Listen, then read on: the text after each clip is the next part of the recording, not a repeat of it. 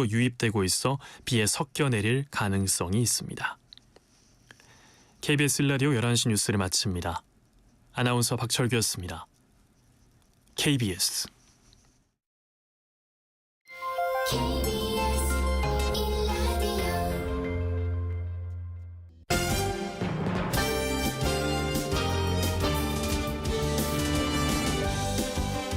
KBS 1라디오 신성원의 오늘 세계는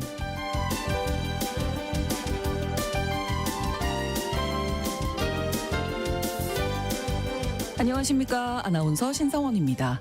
지난 1일 도널드 트럼프 미국 대통령이 마이크 왈츠 국가안보보좌관을 전격 경질했습니다. 이에 따라 미국의 대외 안보 정책에 어떤 변화가 있을지 주목되는데요. 왈츠는 지난 3월 초 국가안보팀 채팅방에 실수로 기자를 초청해 이른바 시그널 게이트로 물의를 빚었었죠. 이후 퇴진 압력을 받아왔는데요. 트럼프 대통령은 그의 경질을 거부했었습니다. 이번에 전격 교체가 이뤄진 이유는 왈츠가 외교적 해법을 중시하는 트럼프의 심기를 건드렸기 때문이다, 이런 이야기가 나오고 있지만 사실상 트럼프 대통령의 열성 지지층인 마가와 대척점에 있는 네오콘 인사들의 영향력을 축소하기 위한 숙청이었다, 이런 지적이 있는데요. 관련된 내용 글로벌 이슈에서 자세히 짚어보겠습니다.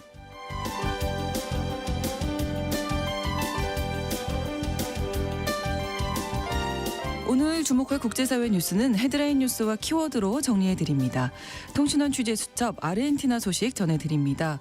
국민들이 미래에 대한 불안감을 해소할 수 있도록 마련된 것이 연금제도죠. 아르헨티나에서는 연금제도를 악용하는 사례를 막기 위해서 정부가 제시하는 요건을 충족하지 못하면 연금을 중단하는 조치를 발표했다고 합니다.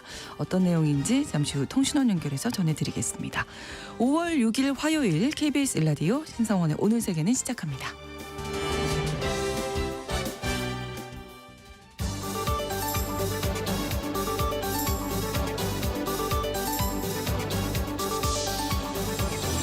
오늘 세계는 헤드라인 뉴스.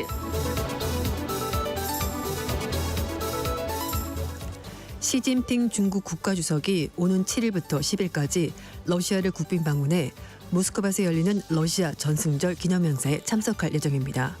중국 외교부는 시 주석은 이번 러시아 국빈 방문 기간에 푸틴 대통령과 중러 관계 발전 및 국제 지역 중대 문제에 관해서 전략적 소통을 할 것이라고 밝혔습니다. 트럼프 대통령 취임 후 처음으로 만나는 두 정상이 우크라이나 전쟁, 종전협상 등 기존 현안 외에도 트럼프 관세, 무역 갈등에 대한 전략적 공조를 논의할 것이라는 분석이 나오고 있습니다.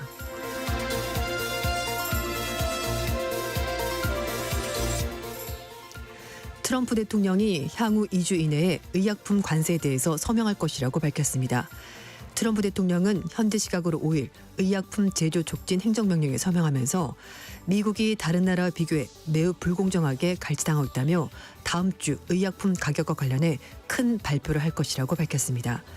한편 트럼프 대통령은 이날 식품의약국이 미국 내 제약 공장을 짓는 데 걸리는 승인 시간을 단축하도록 지시하는 행정명령에 서명했습니다.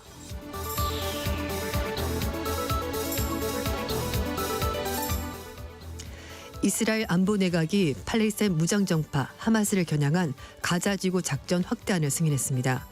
베냐민 네타냐후 이스라엘 총리가 주재한 안보 내각 회의에서 강요들은 이 같은 내용의 기드온 전차 작전 계획을 만장일치로 의결했습니다. 이 작전 계획에는 이스라엘군이 가자지구를 점령하고 영토를 유지하는 구상이 포함된 것으로 알려졌는데요. 안보 내각은 새 작전에 필요한 예비군을 추가로 동원한 안건도 의결했습니다. 이에 따라 이스라엘군은 다음 주쯤 병력을 확충한 뒤 본격적으로 가자지구 군사작전 확대에 나설 것으로 보입니다.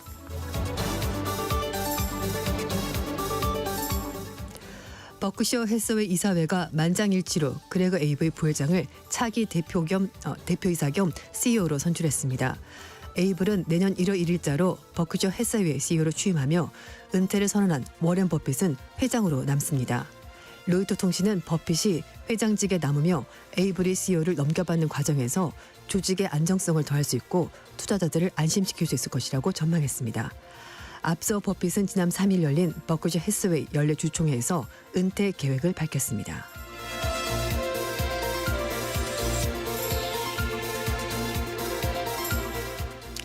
마르칠 치올라쿠 루마니아 총리가 대통령 선거 1차 투표 패배 책임을 지고 사임을 발표했습니다. 대선 1차 투표에서 극우 민족주의 성향인 제1야당 결속동맹의 지오르제 시미온 대표가 40% 득표율로 1위를 차지하며 결선에 진출했습니다. 시미온은 무소속으로 출마한 니코쇼르단 부크레슈티 시장과 오는 18일 결선 투표에서 맞붙습니다. 루마니아는 유럽연합 국제사용조약기구 회원국이며 우크라이나와 국경을 맞대고 있어 국제사회에서는 극우 성향의 대통령이 탄생할 가능성을 우려하고 있습니다.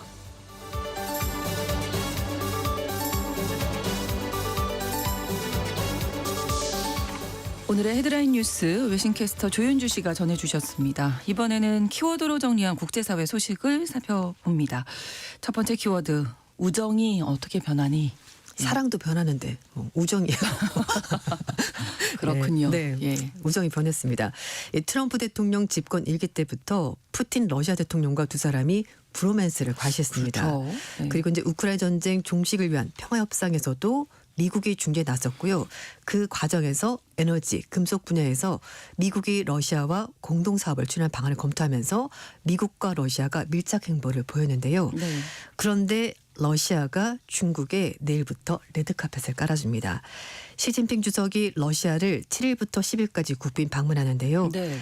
중국의 관영 신화통신은 푸틴 러시아 대통령 초청을 받아서 시 주석이 러시아를 국빈 방문한다고 밝혔습니다. 이 방문 기간 동안에 모스크바에 열리는 러시아 전승절 80주년 행사에 직접 참석한다고 하는데요. 네. 지난 1월 달에 미국의 트럼프 대통령이 취임하고 나서 미국이 지금 중국과 패권 전쟁을 벌이고 있는데 중국과 러시아가 아주 보란 듯이 밀착 행보를 보이는 겁니다. 시 주석의 러시아 전승절 행사 참석은 70주년이었던 2015년이 마지막이었습니다. 중국과 패권 전쟁을 벌이는 과정에서 중국을 견제하기 위해서 친러 행보를 보였던 트럼프로서는 중국과 러시아의 밀착 행보가 불편할 수밖에 없을 것 같습니다. 네. 이런 가운데 중국 외교부가 시 주석의 방문에 대해서 100년 만에 변국, 그러니까 판국의 변화가 굉장히 빠르게 진행되고 있다면서 국제 질서가 심층적으로 조정되고 있다라고 진단했습니다. 그러면서 시 주석이 러시아를 국빈 방문한 동안에 푸틴과 새로운 정세 속에서 두 나라 관계 발전 그리고 국제 지역의 중대한 문제에 대해서 전략적으로 소통할 것이라고 밝혔습니다. 네. 두 나라의 정적 상호 신뢰는 더욱더 심화될 것이고 협력은 더 깊어질 것이라고 강조했는데요.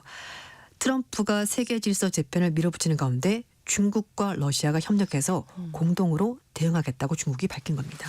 사실 그동안에 보면 특히 이제 우크라이나 전쟁이 좀 장기화되면서 네, 맞아요. 미국과 러시아가 좀 가까워지는 게 아닌가 이렇게 보였었거든요. 네, 맞습니다. 사실 우크라이나 종전 협상하면서 사실상 미국이 우크라이나를 배제하고 그렇죠. 러시아와 좀 더 가까운 모습을 보였는데요. 특히 트럼프와 친분을 과시했던 푸틴 대통령은 트럼프 2기에서도 브로맨스를 강조하면서 미국과 긴밀히 협력할 준비가 돼 있다고 입장을 밝히기도 했습니다. 그런데 중국도 러시아가 필요한 상황이 됐습니다. 중국 외교부가 앞에 말씀드린 것처럼 시진핑 주석의 방문을 발표하면서 중국과 러시아 양측은 일방주의와 괴롭힘에 반대하고 평등하고 질서 있는 세계 다각화 그리고 보편적으로 이룬 경제 세계화를 손잡고 추진하겠다고 밝혔는데요. 이 일방주의와 괴롭힘은 중국 외교부가 미국에 대해서 미국 관세 폭탄을 할 때 이걸 지칭해 쓰는 말이기 때문에 사실상 미국에 대해서 중국과 러시아가 손을 모아서 같이 대응하자라고 네. 얘기를 한 셈입니다. 근데 중국과 러시아 이렇게 노골적인 밀착은 트럼프 정부로서는 굉장히 외교적 실패로 이렇게 이길 수밖에 없는 건데요. 취임하고 나서 푸틴에 대해서 지속적으로 호감을 표시하면서 푸틴과 젤렌스키 우크라이나 대통령 양쪽을 상대로 휴전, 종전을 중재한 사람이 트럼프 대통령인데 그렇죠. 그 과정에서 유럽 국가로부터 비난도 감수하고 또 러시아가 무력으로 점령한 영토를 포기하라고 우크라이나 압박하면서 러시아 주장에 힘을 실어줬는데 러시아가 중국과 갑자기 손을 탁 잡는 모습을 보여주는 겁니다. 하지만 이런 여러 가지 회유와 당근에도 불구하고 푸틴은 트럼프의 제안을 받아들이지 않았는데요. 휴전 협상에 나서라라고 말하면서 어르다가 달래다가 협박하다가 그렇죠. 이렇게 네. 트럼프가 여러 가지로 카드를 꺼냈습니다만 러시아는 실익을 보장해 달라라면서 물러서지 않았고요. 결국 우크라이나 종전 문제에서 러시아는 계속해서 소극적인 모습을 보이고 있습니다. 트럼프가 들어서고 나서 특히 이제 관세 문제에 대해서 오락가락하면서 여러 가지 부작용이 있었고요. 여기에 더해서 외교 분야에서도 별다른 성과가 없습니다. 그렇죠. 우크라이나 전쟁 끝나지도 않았고요. 지금 이스라엘에서 하마스와 이스라엘 간의 전쟁도 휴전한다고 했습니다만 사실상 이게 다시 전쟁이 시작되면서 공격이 계속되고 네, 있으니까요. 모든 것이 성과 없이 다 끝나버렸습니다. 그렇군요. 이런 가운데 이제 시진핑 주석이 러시아를 방문하게 되니까 네, 트럼프 대통령 좀 심기가 불편할 것 같습니다. 복잡하겠죠. 네, 다음 키워드입니다. 내 친구라는 게 자랑스럽다. 네.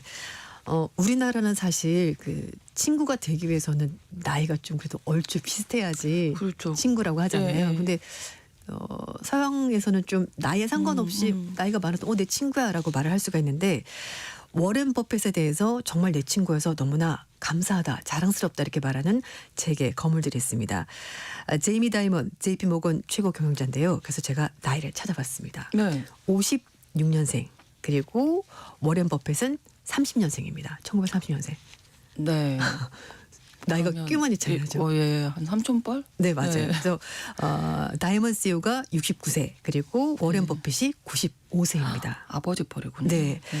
워렌 버핏은 미국 자본주의, 미국 자체의 모든 좋은 것들을 대표한다라고 다이먼 CEO가 말하면서 네. 청렴성, 낙관주의, 상식을 바탕으로 국가와 기업 성장에 투자했던 인물이다라고 그렇게 말했습니다. 그러면서 지금까지 버핏으로부터 많은 것을 배웠고 그를 친구라고 부를 수 있어서 영광이다라 이렇게 얘기를 했습니다. 그리고 팀쿡 애플 CEO도 워렌 버핏 같은 사람이 없다라고 말하면서 자신을 포함해서 정말 많은 사람들이 버핏으로부터 큰 영감을 얻었다라고 밝혔고요. 네. 그리고 그리고 워렌 버핏을 알게 된 것이 내 인생에서 가장 큰 특권 중에 하나였다라고 밝혔습니다. 팀쿡 애플 CEO는 1960년생입니다. 네. 네, 그리고 투자은행 뱅크 오브 아메리카의 브라이언 모니헤는요. 젊은이와 노년층에게 전달된 이 버핏의 인생 기호는 그의 사업 통찰력만큼이나 가치가 있다 이렇게 밝혔습니다. 네. 다들 이제 보면은 나이가 60대 또는 50대 후반 이렇게 해서 60대 이제 생이고요. 워렌 버핏만 90세가 훌쩍 넘는데도 친구라고 말하면서 우정을 자랑했습니다. 사실 워렌 버핏이 이렇게 존경받는 이유는 여러 가지가 있는데요. 세계에서 가장 돈이 많은 사람이죠. 이제 그럼에도 네. 불구하고 굉장히 소박한 생활을 이어가고 있고요. 집도 그렇게 크지 않고 그냥 보통 미국의 보통 중산층에 살고 있는 그런 집에 살고 있습니다. 그래서 굉장히 지혜롭고 재치 있는 발언, 유머 감각도 좋습니다. 네. 그래서 큰 인기를 얻고 있는데 남들이 두려워할 때 탐욕을 부려라. 그리고 복리의 마법을 믿고 인내심을 가져라. 이렇게 장기 투자에서 조언했었는데요. 이런 지침들이 세계 투자자들의 굉장히 큰 영감으로 작용을 하고 있습니다. 사실 말처럼 하기가 쉽지 않은데 그렇죠. 이걸 실천에 옮겨서 지금 막대한 부를 이룬 사람입니다. 특히 이제 버핏은 1964년에 몰락하던 직물회사인 버크셔 해서웨이를 인수해서 연간 매출 4천억 달러, 우리 돈으로 553조 원을 내는 기업으로 탈바꿈했었고요. 그리고 지금은 고인이 됐습니다만 찰리 먼거를 만나면서 네, 버핏의 네. 투자가 좀 바뀌었습니다. 그 전까지는 소위 말하는 꽁초 투자, 그러니까 남들이 걷어보지 않는 그런 회사를 이제 사가지고 올렸는데 가격 오르면 이제 그거 이익을 챙겼는데 네. 먼거를 만나고 나서는 애플, 코카콜라 그리고 아메리칸 익스프레스는 이렇게 소위 말하는 우량주를 사가지고도 돈을 더 많이 벌게 됐습니다. 이제 안타깝게도 주주총회에서 이제 회장직에서 물러나겠다라고 입장을 밝혔습니다. 네, 한 분야에서 일가를 이룬 분들은 뭐가 달라도 아유, 맞아요. 다르더라고요. 맞습니다, 분명히 그런 맞습니다. 점이 있을 것이고 그래서 존경받는 것이 아닌가 이런 네. 생각도 드는데 이제 문제는 버핏의 후계자가 맞아요. 그만큼 해낼 수 있을 것인가 하면 기대도 있고 뭐 부담감도 있을 것이고 근데 그러니까요. 지금은 미국 언론에서 우려의 목소리가 좀 있네요. 맞습니다. 지금 워렌 버핏의 후계자로는 에이블 버크셔 비보험 분야 부회장이 그 뒷자리를 맡게 될 것으로 네. 보이는데요. 말씀하신 것처럼 좀 어렵지 않겠나라는 전망이 있습니다. 왜냐하면 워낙 워렌 버핏이 투자를 잘했기 때문인데요. 그렇죠. 미국 일간지 월스트리트저널은 에이블은 버핏의 투자 실력에 부응하고 버크셔의 다양한 사업을 관리하는 데 있어서 어려움을 겪을 수도 있을 것 같다라 전망했습니다. 투자자라는 명성 덕에 주주들이 버핏이 자금을 잘 활용하고 있는 것으로 이제 믿고 있었고 그리고 이제 사실 버핏에서 여기까지 왔다라고 생각을 하는 건데 과연 누가 버핏을 대체하겠느냐?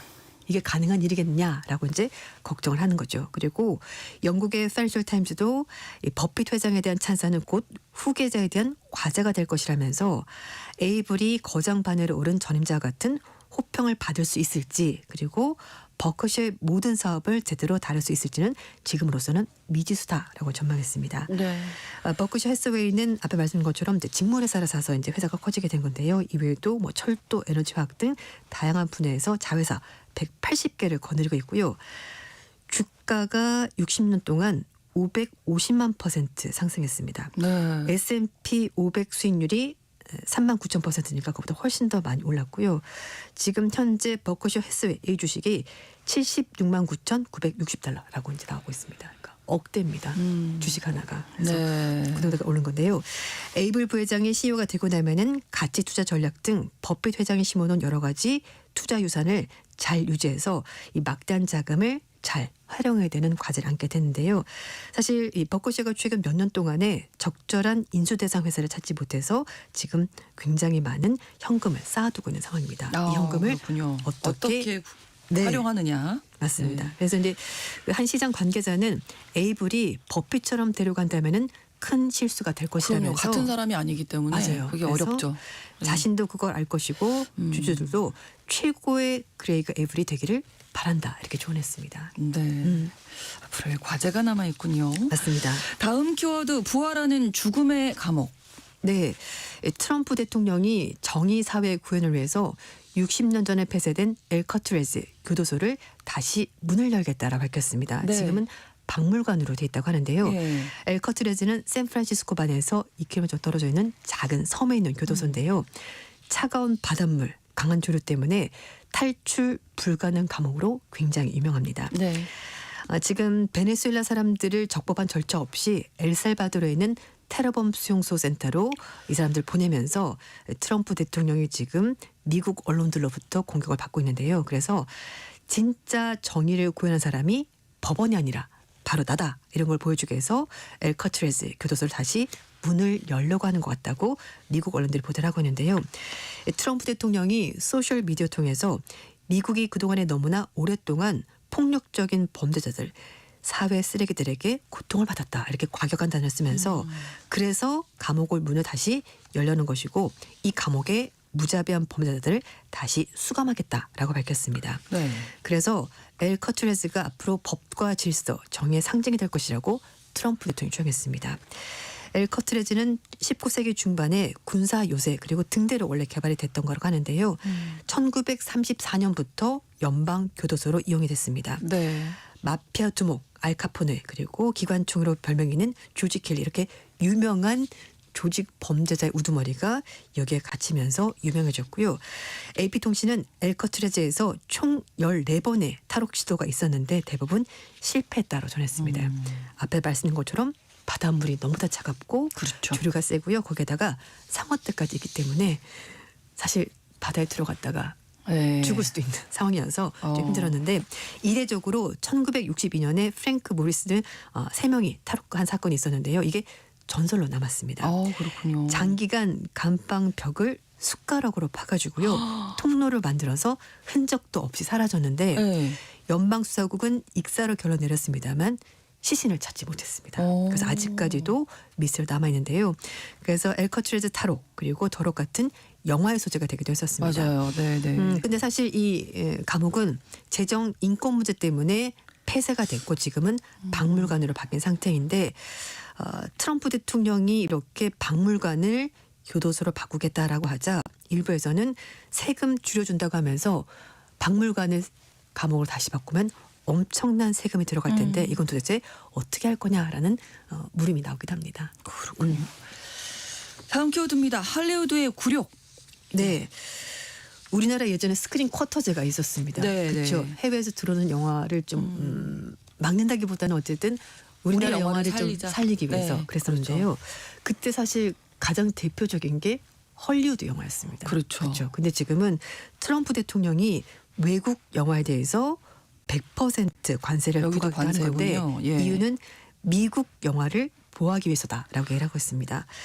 트럼프 대통령은 외국 영화 관세는 뭐 매기겠다 하긴 합니다만 백악관 측에서는 아직까지 최종 결정된 것은 아니다라고 얘기를 하고 있는데요. 어쨌든 트럼프는 헐리우드 영화를 다시 위대하게 만들기 위해서 외국 영화에 대해서 100% 관세가 필요하다라고 주장했습니다.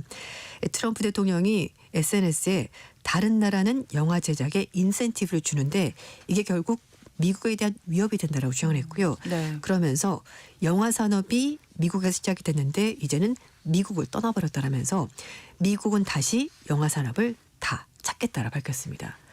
이렇게 따지자면은 트럼프 대통령은 모든 산업을 미국으로 다 데려오겠다 이렇게밖에 그렇죠. 안 되는 겁니다. 네. 네. 트럼프 대통령이 5일날 백악관에서 스포츠 관련 행사에 참석을 했는데요. 캘리포니아 주지사가 너무 무능하다라고 얘기하고 있습니다. 캘리포니아 주지사가 민주당의 게빈 뉴섬인데요. 그렇죠. 캘리포니아 주정부는 지금 트럼프 정부와 관세 때문에 소송까지 벌이면서 정부 정책에 정면을 맞서고 있는데 이 캘리포니아 주지사가 무능해서 헐리우드 영화 산업이 망하는 거다 이렇게 얘기를 하고 있습니다. 그런데 미국의 CNN 방송은 지적 재산인 영화는 상품이 아니라 서비스이기 때문에 서비스는 일반적으로 관세 대상이 아니라고 설명했습니다. 외국 영화에 대한 트럼프 정부의 관세가 어떻게 작용할지 불분명하다고 CNN이 그래서 전하게 됐습니다. 네. 지금 미국 영화는 주로 헐리우드 그리고 이제 주변 지역에서 제작이 되고 있다고 하는데요. 사실 요즘 영화는 전 세계 어디에서든지 그럼요. 촬영이 가능합니다. 네, 네. 뉴욕타임즈는 미국 극장에서 상영되는 영화 대다수가 대본 작성이나 사전 제작 그리고 배우 캐스팅, 영상 편집은 물론 미국에서 이루어지긴 하지만 영화 촬영 과정이 굉장히 많잖아요. 그리고 비용도 많이 들어가기 때문에 그렇죠. 좀 더 저렴한 해외에서 촬영하는 것이 요즘 추세다라고 설명을 했습니다. 뭐 뉴질랜드, 호주 이런 데서 촬영 많이 하거든요. 심지어 부산에서도 촬영하는데 영국, 캐나다, 헝가리 등은 세금 감면 혜택을 제공하고 있고 인건비도 미국보다 저렴하기 때문에 네. 영화 제작사들이 다른 곳에서 영화를 찍는 겁니다. 그래서 실제로 지난 3년 동안 캘리포니아주를 중심으로 영화 산업 관련 일자리가 18,000개 정도 사라졌다고 합니다. 실제 미국 행정부가 트럼프 지시를 받아서 검토에 들어갔다고 하는데요. 네. 영화, 드라마 강점을 가지고 있는 우리나라도 조금 영향이 피해가 있지 않겠다라는 예, 얘기도 나오고 있을 것 있고요. 같아요. 그리고 넷플릭스 주가가 예, 트럼프 바로 2% 가까이 아. 빠졌습니다. 그동안 사실 넷플릭스는 나라를 가리지 않고 뭐 드라마 질만 좋다면 어디서든지 그렇죠. 제작이 가능하고 어떤 그 작품이든지 다 상영하는 건데 이런 식으로 한다면은 미국에서 만드는 것만 틀어야 되는 상황이 벌어지거든요. 그래서 넷플릭스 주가가 흔들렸습니다. 사실 트럼프 관세 폭탄 때문에 여러 가지 제조업이 좀 불리해졌습니다. 그래서 네. 그 피난처로 넷플릭스 주가가 계속 올랐는데요. 트럼프가 이렇게 외국 영화에 대해서 관세를 매긴다고 하자 네. 넷플릭스 주가도 떨어졌습니다. 네, 좀 지켜봐야 되겠습니다. 네, 헤드라인 뉴스와 키워드 외신캐스터 조윤주 씨와 함께했습니다. 고맙습니다. 감사합니다. KBS 라디오 신성원의 오늘 세계는 1부 마무리합니다. 11시 30분부터 일부 지역에서는 해당 지역 방송 보내드리고요. 에릭 칼맨의 Hungry Eyes 함께 듣겠습니다.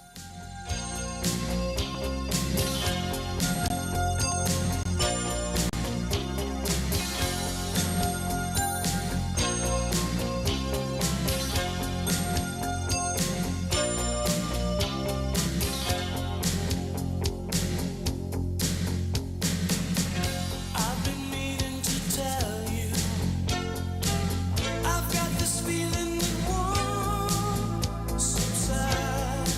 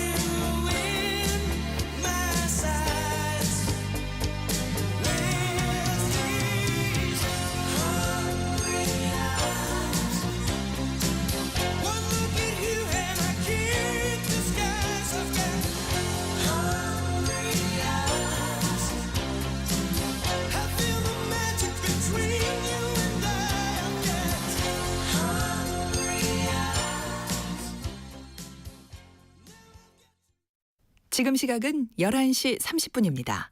KBS Ladies and gentlemen.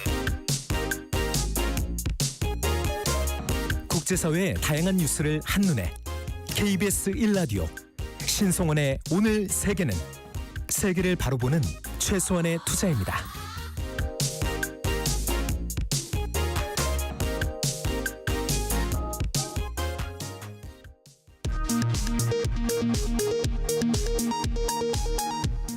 이 시각 라디오 정보센터 뉴스입니다.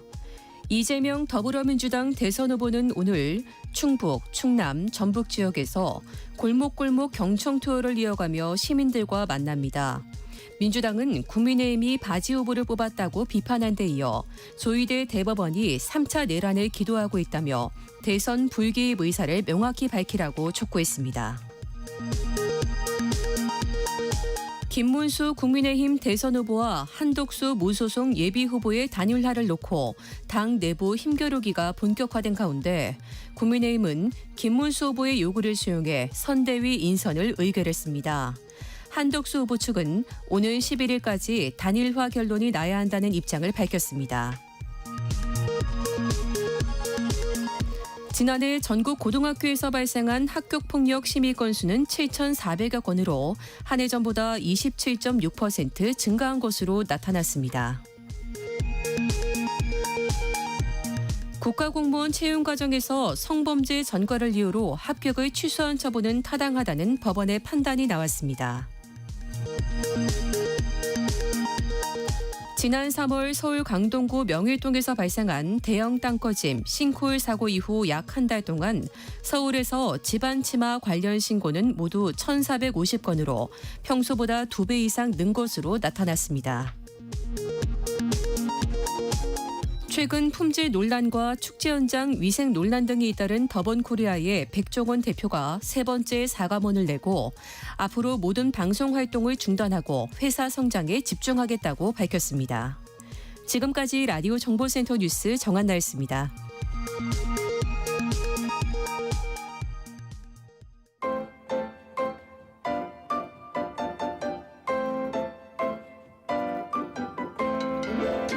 통신원 취재 수첩.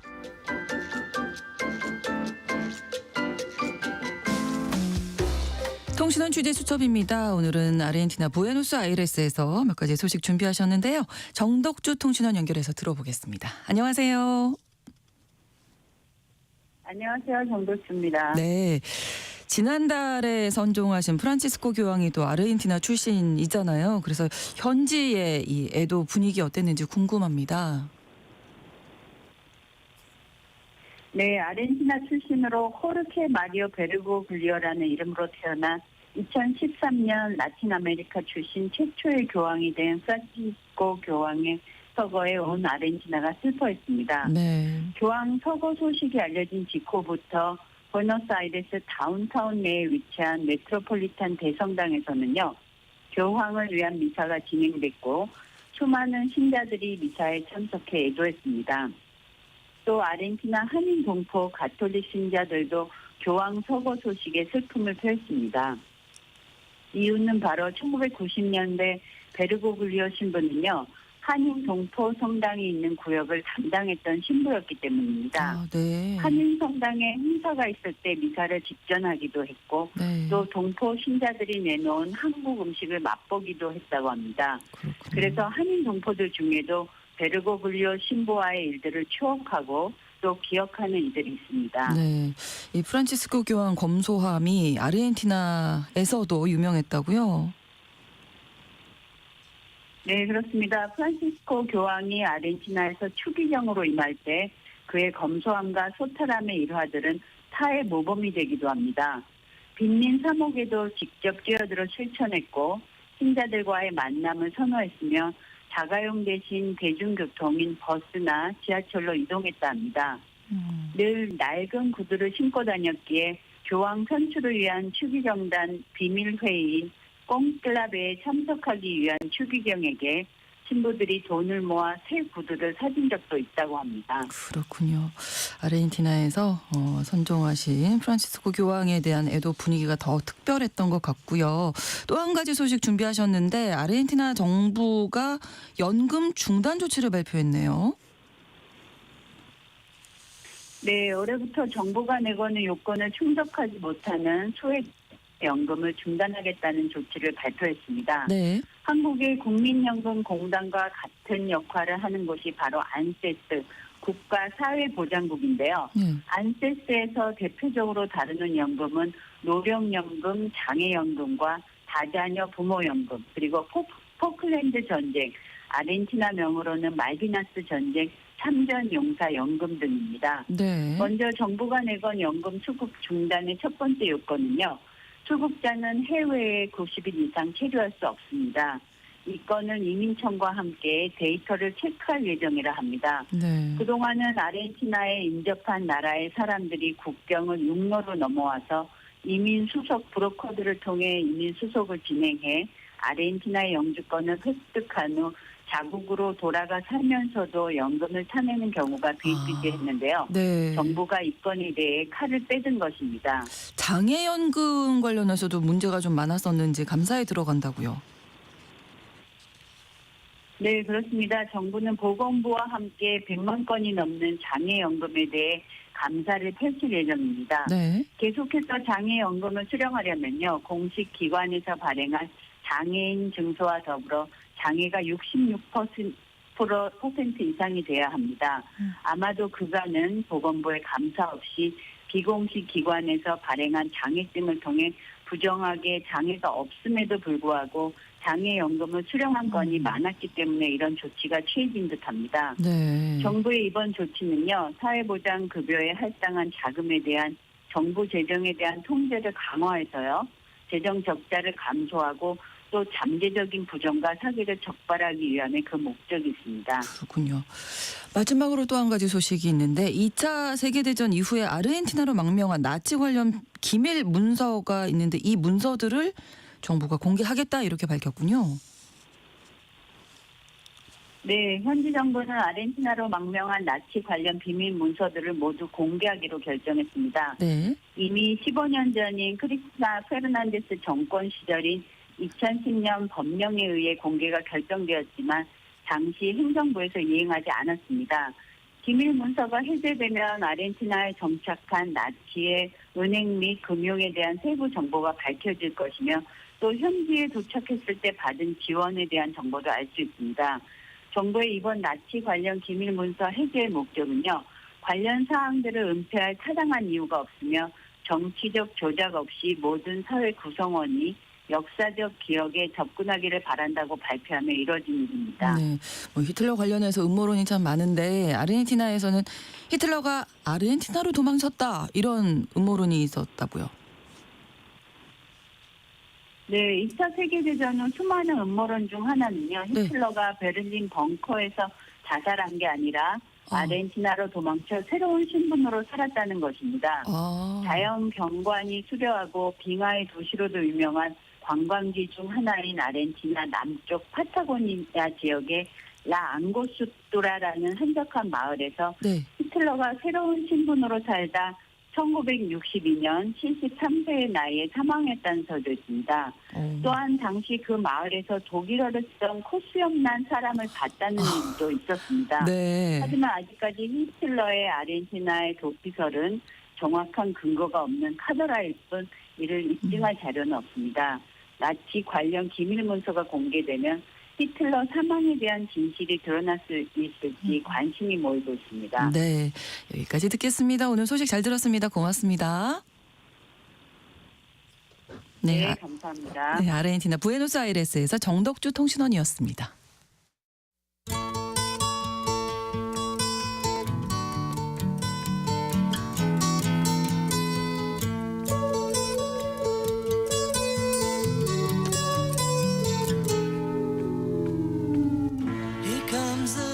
마이크 왈츠 미국 백악관 국가안보보좌관이 지난 1일 경질됐습니다. 미국 대외정책 결정과 수행에서 가장 중요한 요직인 국가안보보좌관이 정권 출범 100여일 만에 전격 경질되면서 트럼프 행정부의 대외 정책에도 큰 영향을 미칠 것으로 예상되는데요.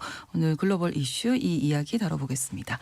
한겨레 신문 정의길 선임 기자 나오셨습니다. 어서 오세요. 안녕하세요. 네, 자 왈츠 보좌관이 경질된 이유가 어떤 건지 뭐 백악관 안팎의 사정을 한번 살펴볼까요? 네. 지난 30일 미국 언론에 왈츠 국가안보보좌관 그리고 부국가안보보좌관 알렉스 윙이 사임한다 이런 보도가 났어요. 네. 곧이어서 하루 지나서 백악관이 왈츠가 유엔 주재 대사로 발령이 난다 이렇게 확인했습니다. 왈츠는 그동안 안팎에서 사퇴 압력에 시달려 왔습니다. 그렇죠. 그는 지난 3월 11일 미군이 예멘의 후티 반군을 공격하는 것과 관련해서 이를 논의하기 위해 외교안보팀 고위 인사들을 모아가지고 채팅방을 만들었는데 네. 그 채팅방의 문제는 민간 메신저 업체인 그렇죠. 시그널에 만들었습니다. 근데 거기다가 또 애틀랜틱 기자, 민간 기자들을 갖다가까지 실수로 초대를 했습니다. 초대된 애틀랜틱 기자는 나중에 공격이 끝나고 난 다음에 이를 폭로한 거죠. 그렇죠. 국가안보 사안을 민간 메신저 업체 채팅방에서 논의하고 그것도 놀라운 일인데, 예. 게다가 기자까지 초청을 했으니 심각한 보안 사고가 난 거죠. 그렇죠. 그래서 사퇴해야 된다 이 얘기가 빗발쳤는데 네. 트럼프 대통령은 이 사퇴 요구를 일축했습니다. 하지만 그때부터 백악관 안팎에서는 왈츠가 트럼프의 대정책을 제대로 뒷받침하지 못했다. 그리고 다른 관리들과 충돌해왔다. 이런 얘기들이 나오기 시작했습니다. 네. 결국 시그널 게이트 한 달이 지나고 나서 왈츠가 전보 형식을 통해서 결국 국가안보보좌관에서 물러나게 됐습니다. 이는 왈츠의 경질이 단순히 시그널 게이트 사건만이 아니라 그에 대한 트럼프와 그 지지층들의 불만 때문임을 간접적으로 보여준 거죠. 네. 물론 시그널 게이트로 왈츠에 대한 트럼프의 신임이 결정적으로 붕괴됐다. 뭐 이런 얘기도 있고요. 그렇죠. 네. 그 왈츠 안보보좌관이 트럼프의 대외 정책을 제대로 반영하지 못했다는 건 어떤 이야기일까요? 왈츠는 트럼프의 외교 안보팀 내에서 전통적인 공화당 매파의 견해를 가장 많이 주장했다고 합니다. 네. 즉 미국의 패권과 국제 질서를 유지하는데 미국의 해외 군사 개입을 옹호해왔다는 거죠. 이는 미국의 해외 군사 개입에 회의적이었던 트럼프나 그 지지층들, 즉 미국을 다시 위대하게 이른바 마가 진영이라고 하죠. 네. 마가 진영 인사들의 불만을 사고 충돌을 했다고 합니다. 트럼프 2기 집권 이후에 그 트럼프 대정책의 최우선 사안이었던 우크라이나 종전이나 가자 전쟁 휴전에서 사실 왈츠는 별다른 역할을 못했습니다. 전제감을 보이지 못했어요. 네. 대신에 트럼프가 중동 특사로 임명했던 친구였던 스티브 위코프가 두각을 나타냈습니다. 그렇죠. 스티브 네. 위코프는 당초는 중동 특사로 임명됐는데 우크라이나 종전 협상도 주도를 해온 거죠. 이는 4일 보도됐던 워싱턴 포스트 보도에서도 어느 정도 확인할 수 있습니다. 네. 이 신문은 왈츠가 경질된 결정적 이유는 네. 지난 2월 백악관을 방문했던 베냐민 네타냐후 이스라엘 총리와 미리 만나가지고 네. 이 이란에 대한 군사 공격을 미리 논의를 하고 이를 갖다가 정상회담에서 밀어붙였다는 겁니다. 그러니까 트럼프가 이를 보고서 화가 나가지고 외교적 해결책도 써보지 않고서 군사 공격을 먼저 제시했다. 그래서 불만을 표했고 이때부터 왈츠에 대한 신임을 접었다. 이렇게 보도를 했습니다. 그러던 차에 시그널 게이트도 있었군요. 네, 그렇습니다. 네. 자, 이란 이스라엘 문제뿐만 아니라 뭐 다른 데서도 좀 잡음이 그렇죠. 있었던 네, 거네요. 그 그러니까. 특전사 군인 출신입니다. 왈츠는. 네. 그리고 이제 국방부 관리를 지내다가 조지 부시 행정부 내에서 국방부 관리를 지내다가 그런 이번에, 출신의 경력을 예. 가졌었는데 왈츠는 이번 사태 전부터 상당히 거만한 태도에다가 트럼프 노선에 어긋나는 견해를 보여서 갈등을 벌였다고 합니다. 그리고 왈츠가 아프가니스탄과 시리아에서 미군 철수를 반대하고 미국의 우크라이나 방위를 지지하는 등 트럼프의 현재 외교 안보 정책에 어긋난적인 견해를 보였고 그렇게 했다는 발언하고 행동했다는 사실들이 시그널 게이트 직후에 경쟁자들에 의해서 들춰내주고 이제 퍼뜨려졌습니다. 특히 왈츠는 예전에 공화당 내에서 트럼프를 가장 반대했던 정치인이었던 리즈 체니 전 하원 의원과 함께 안보관료법 개정 등을 놓고 같이 일했었고 2016년 대선 때에는 트럼프를 막아야 된다 이렇게 말한 모습을 담은 동영상이 유포됐습니다. 즉 시그널 게이트웨이 이런 것들이 막 퍼져나간 거죠. 그렇군요. 그래서 왈츠는 우크라이나 전쟁이나 가자 전쟁 때 러시아와 하마스에 대한 강경책을 주문했고 트럼프 행정부 내에서도 다른 의견을 가진 관리들과 충돌해 왔다 합니다. 특히 그래서 지금 백악관의 실세는 수지 와일즈 백악관 비서실장인데 네. 이 수지 와일즈 비서실장이 결국은 왈츠가 트럼프에는 적합하지가 않다 이렇게 결론을 내고 그래서 이번 경질을 주도했다고 합니다. 네. 자 그러면 이 대외 정책 뭐 여러 가지 잡음이 있고 갈등도 있었던 건데 시그널 게이트 때 이렇게 경질을 했다면 더 그렇죠. 빠른 시간에 그렇죠. 뭐 자연스러울 수 있었는데 근데 트럼프로서는 시그널 게이트로 그를 경질하게 되면 국가 기밀 보안이 엉성했다는 것을 자인하게 됩니다. 이게 또 네네. 다른 이제 배경이 있어요. 왜냐하면 트럼프는 2016년 대선 때 힐러리 클린턴 민주당 후보가 민간 업체 이메일을 사용했다고 그걸 가지고서 엄청나게 공격을 하고서 자기 득점 포인트 많이 삼았습니다. 네. 근데 이번에 시그널 게이트는 사실은 민간 이메일 사용에 비하면 아무것도 아닌 거죠. 그렇죠. 오히려 더 큰 사건이죠. 그래서 인정을 할 수가 없었겠네요. 인정을 하기는 힘들었죠. 네. 이를 인정하기 싫었던 거죠. 그러다 결국 한 달 끌다가 결국은 안 되겠으니까 이제 해임하게 된 거죠. 네. 왈츠가 전통적 매파의 견해를 주장했다라는 건데 이게 왜 이번 이 행정부에서 문제가 되는 건지 앞서도 말한 대로 일단 반대 의견인 거죠. 앞서도 말한 대로 트럼프 자체가 미국의 해외 군사 개입에 대해서 부정적이기도 하고 또 하나는 이제 일기 행정부 때의 경험이 많이 축적된 거 있는 것 같습니다. 왜냐하면 트럼프는 2016년 대통령이 당선되고 나서 집권 일기 때 전통적인 공화당 주류 인사나 그런 견해를 가진 사람들을 외교안보팀에 대부분 기용했습니다. 당시는 트럼프의 권력 기반이 약했고 인맥도 약했기 때문 이유도 있었죠.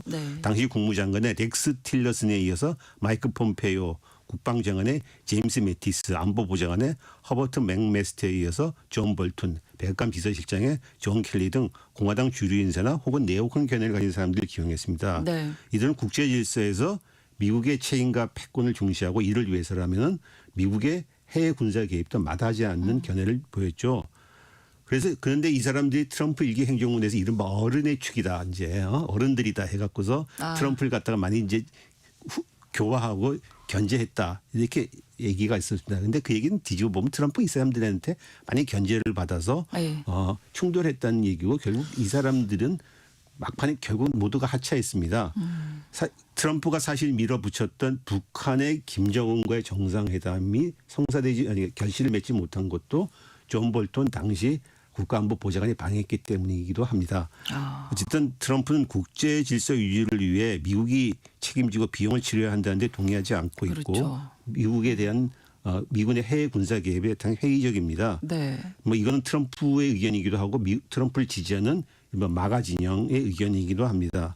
그래서 트럼프는 대통령에 재당선되고 나서 이제 이번에는 권력 기반이 훨씬 강해졌기 때문에 외교안보팀을 이른바 트럼프 지지자로 모두 채웠습니다. 취임 전부터 그의 아들 트럼프 주니어가 네오콘들은 행정부에서 배제한다 이렇게 말했고 실제로 트럼프가 취임하기 전에 마이크 폼페이오나 니키 헤일을 콕 찍어가지고 이 사람들 이번에 입각 못한다 이렇게 발표를 하기도 했습니다. 대신에 국방장관의 폭스 뉴스 앵커 출신으로 열렬한 마가 지지자인 피트 헤그세스, 국무장관의 공화당 매파에서 트럼프 충성 문제로 전향한 마코 루비오, 그리고 백악관과 국방국무부 실무관리와 참모들을 모두 트럼프 지지자로 채워버렸습니다. 그런데 가장 중요했던 국가안보보좌관의 전통적 매파의 견해를 가지는 왈츠가 들어옴을 해갖고서 이제 이번에 이 사단이 나게 된 거죠. 어쨌든 취임한 지 이제 100일밖에 되지 않았는데 가장 뭐 최고의 요직이라고 볼 수 있는 안보보좌관을 경질했다.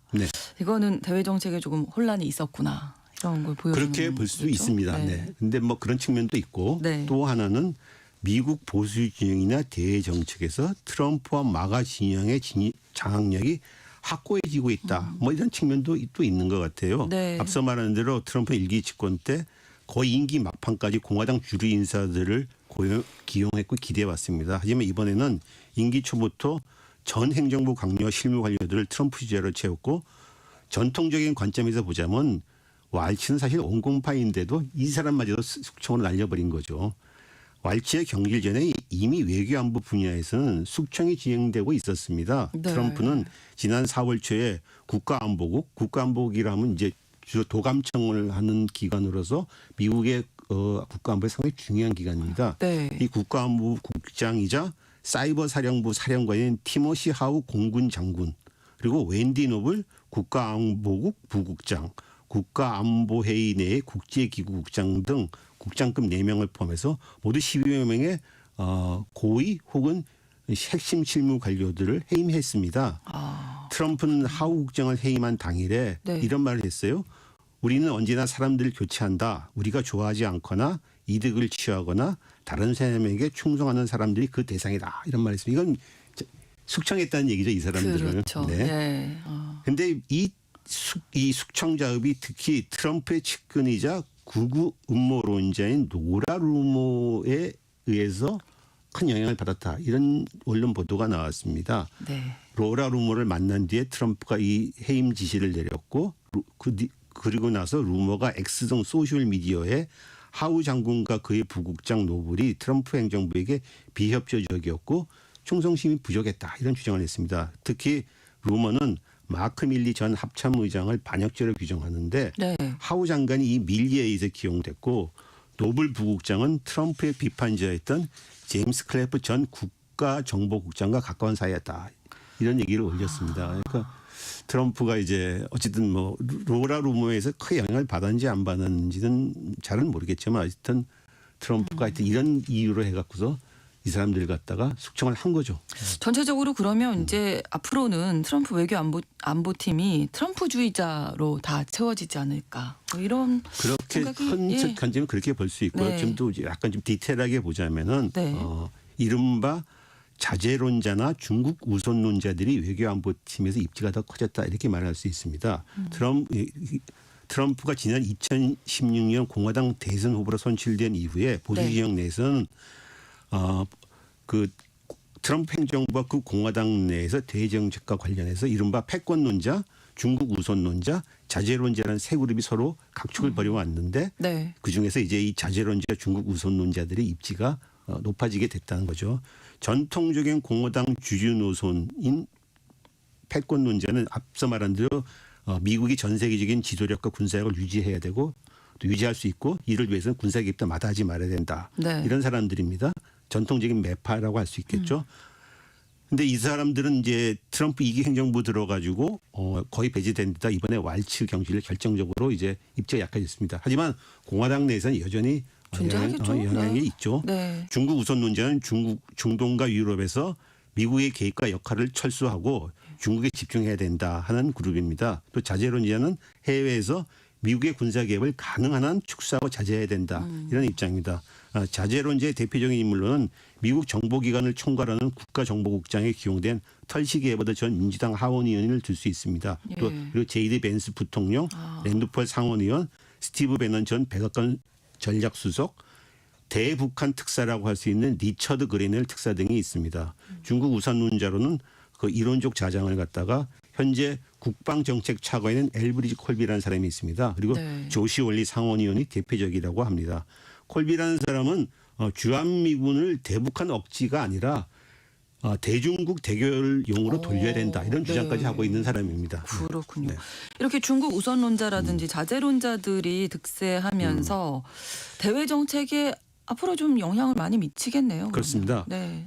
중국 우선론자와 자제론자들은 일단 득세하면서 이제 미군의 해외 군사 개입 문제가 상당히 그렇죠. 좀 억제될 것이고 또 하나는 이 중국 우선론자 자제론자가 사실은 이 경계선이 좀 흐릿하다는 겁니다. 네. 무슨 말이냐 하면은 트럼프의 마가 운동이 득세할 적에 자신들을 미국 우선주의 보수 현실주의자라고 지칭한 사람들이 나타났는데 이 그러니까 미국 우선주의 보수 현실주의라는 사람가 분할을 해갖고서 중국 우선론자 자제론자들이 된 것입니다. 그렇군요. 그래서 예를 들어서 중국 우선론자의 이론적 좌장이라고 했을 때는 콜비 국방정책 차관은 미국이 중국에 집중해야 하기는 하는데 대만을 놓고 중국과 전쟁까지 해야 되느냐 이런 데 대해서는 그렇지는 않은 것 같아 이렇게 말을 하는 사람입니다. 그러니까 네. 이제 약간 자제로 이제 중국 문제 경계가 좀 흐릿한 거죠.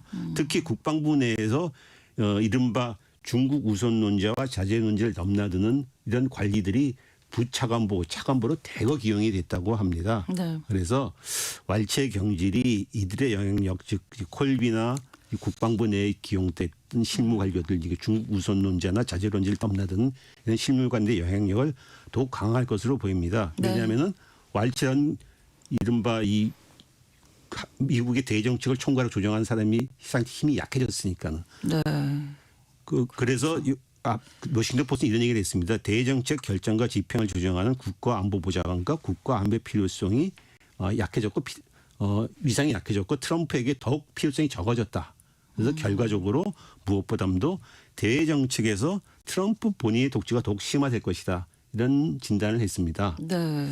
그러니까 그렇게 본다면 트럼프 대정책의 특징은 크게 두 가지인데 앞서 말한 대로 미국이 주도해온 국제 질서와 미국의 패권을 유지하는데 미국의 책임과 비용을 우리가 안 쓰겠다는 거고 그렇죠. 하나고 또 하나는 네. 그래서 미국의 해외 군사 개입에 회의적이다. 근데 이 두 가지 기조가 좀 더 강화되지 않겠나 이렇게 전망되고 있습니다. 네, 정말 마이크 왈츠 국가안보보좌관이 경질되면서 그야말로 숙청이 시작된 것이다. 네. 앞으로 그러면 이 요직들은 다 트럼프주의자들 또 이미 채워졌고 이제 더 강화될 것으로 이제 보여지는 거죠. 예. 우리도 영향을 좀 많이 받겠네요. 그럼 우리나라. 그렇습니다. 이게 그렇게 본다면은 이 주한미군 문제, 예를 들어 네. 주한미군을 갖다가 대중국으로 돌려야 된다거나 그러니까요. 그리고 네. 또 하나는 이제 남북 그 북한과의 그 관계에서 네. 트럼프가 더욱 김정은 지도자와 북한 지도자와 네. 밀당을 할 가능성이 커지는 거죠. 그렇습니다. 한겨레 신문 정익희 선임 기자와 함께했습니다. 오늘도 고맙습니다. 감사합니다. KBS 라디오 신성원의 오늘 세계는 오늘 방송 마치고요. 내일 다시 뵙겠습니다. 고맙습니다.